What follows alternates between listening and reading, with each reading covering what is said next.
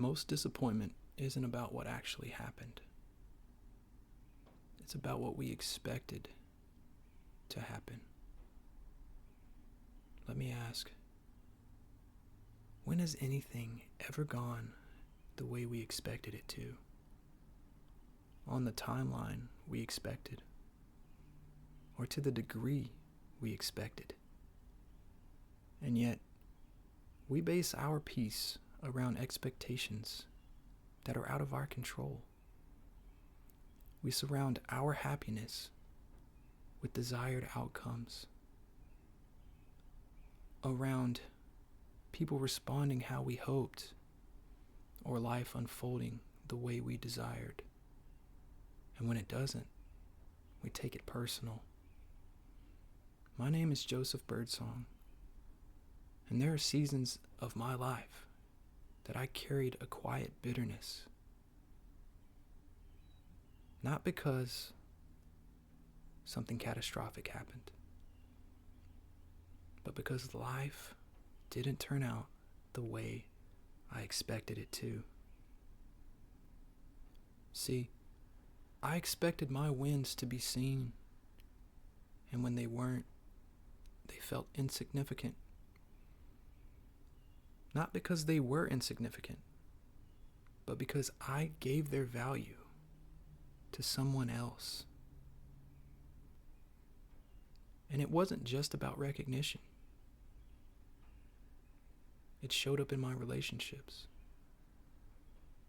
I expected people to choose me back and to tilt favor into my odds. I constantly rebuilt myself.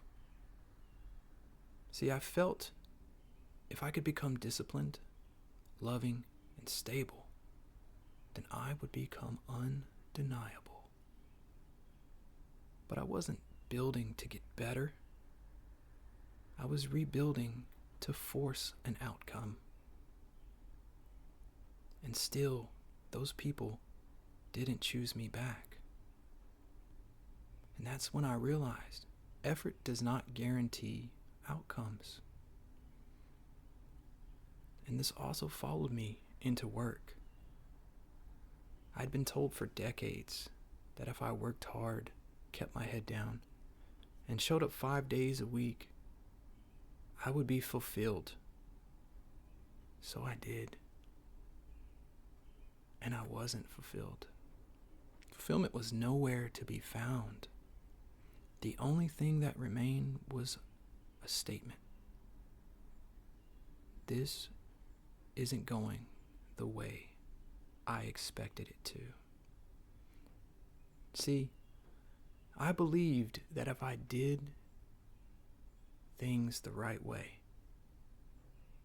that life would owe me a certain return, and I expected that debt to be paid in full. And when it wasn't, I got angry. But I wasn't angry at a person. I was angry at life. See, I had written a contract that life didn't agree to follow. And if you've ever caught yourself saying something similar, stay with me just a little longer. Expectation doesn't feel dangerous. It feels reasonable. It disguises itself as vision, as standards. Where vision says, we are building something here, expectation expects to already be there. Vision accepts the process. Expectation believes it controls the clock. And when life doesn't cooperate, pain fills the gap. Not because life is cruel, but because we have tied our peace and happiness to an expected outcome. See, life does not negotiate on our timelines.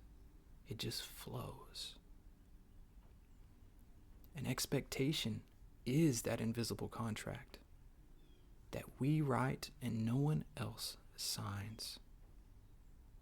So the question becomes, if life will not bend to our timelines and desires, how do we move forward without being constantly disappointed? Well, we start by separating our visions from our expectations. See, it's healthy to dream, and it's healthy to have goals.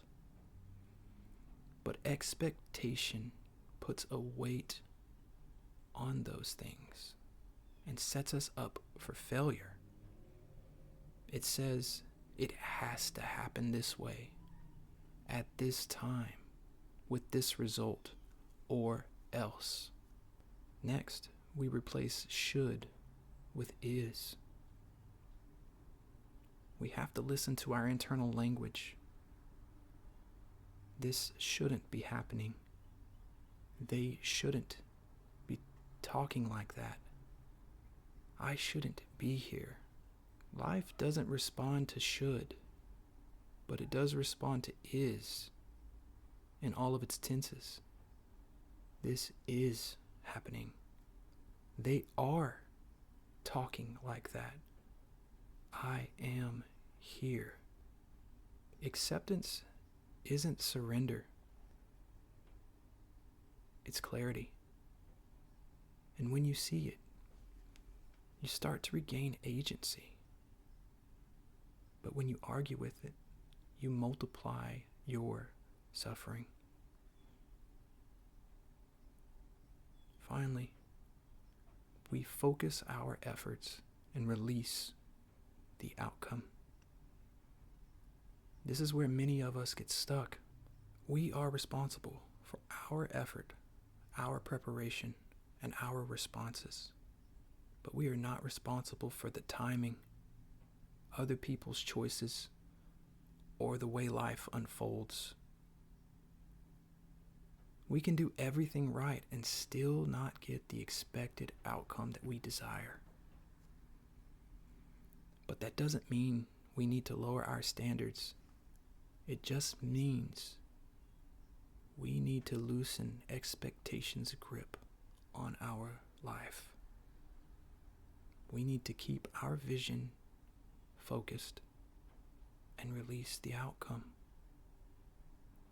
Life doesn't owe us a specific path, but we owe it to ourselves to stand in our truth. And peace does not live in totalitarian control, but it does live in focusing our efforts on our truth. And when we focus on what's ours to carry, our work, our growth, our character, then something stabilizes.